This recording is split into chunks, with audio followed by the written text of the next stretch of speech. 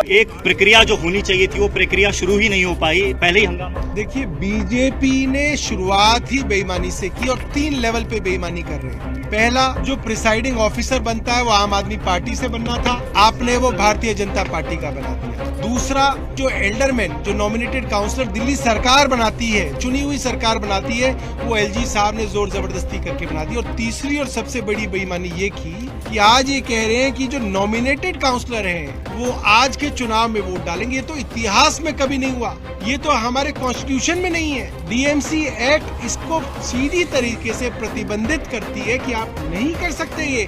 और बेईमानी की हालत ये हो गई, कह रहे हैं कि नहीं, सबसे पहले इनकी ओथ होगी और सबसे पहले इन बेईमान लोगों की जो है वोट डाली जाएगी। और जब हमारे लीडर ऑफ अपोजिशन रहे भाई प्रवीण ने विरोध किया तो आप देखिए, इनको शीशे से हमला करके इनका हाथ काट डाला, इनके कपड़े फाड़ डाले।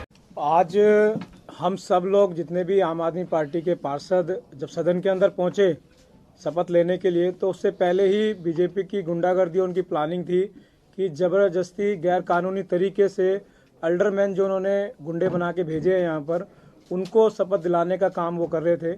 उसके ऊपर हम लोगों ने, मैंने खुद वहाँ पर ऑब्जेक्शन किया कि हम लोग चुने हुए पार्षद, और आज तक कभी भी कॉरपोरेशन के इतिहास में ऐसा नहीं हुआ कि चुने हुए को बाद में शपथ दिलाई जाती है। हमेशा जो भी अल्डरमैन बनते हैं उनको बाद में शपथ दिलाई जाती है। मैं दूसरी बार सदन के अंदर चुन के आया हूँ, तो उन्होंने इस बात का जब मैंने विरोध किया तो जितने भी अल्डरमैन जो थे वो सारे के सारे, और जो इलेक्टेड पार्षद थे और जो वहाँ पर सांसद थे बीजेपी के, सब लोगों ने मुझ पर हमला किया। जिससे शपथ लेते हैं, जिस मोमेंटो से, वो मेरे ऊपर उन्होंने मारने की कोशिश की और मारे उन्होंने। मैंने हाथ लगाया, मेरे सर पे भी लग सकती थी चोट।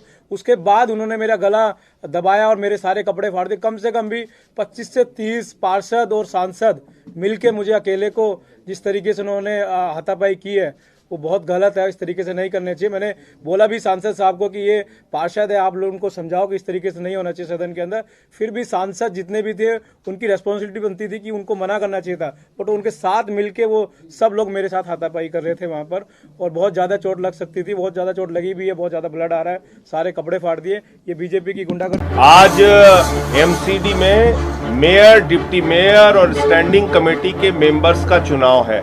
चुनाव से पहले वो भारतीय जनता पार्टी जिसको दिल्ली की जनता ने बुरी तरह पराजित कर दिया, वो भारतीय जनता पार्टी खूनी खेल एमसीडी के सदन में कर रही है। और ये मैं क्यों कह रहा हूं, ये हमारे 2 बार के चुने हुए पार्षद हैं, आम आदमी पार्टी के टिकट पे चुन के आए हुए हैं, और इनके ऊपर जानलेवा हमला सदन के अंदर किया गया जहां बीजेपी के 7 सांसद मौजूद हैं।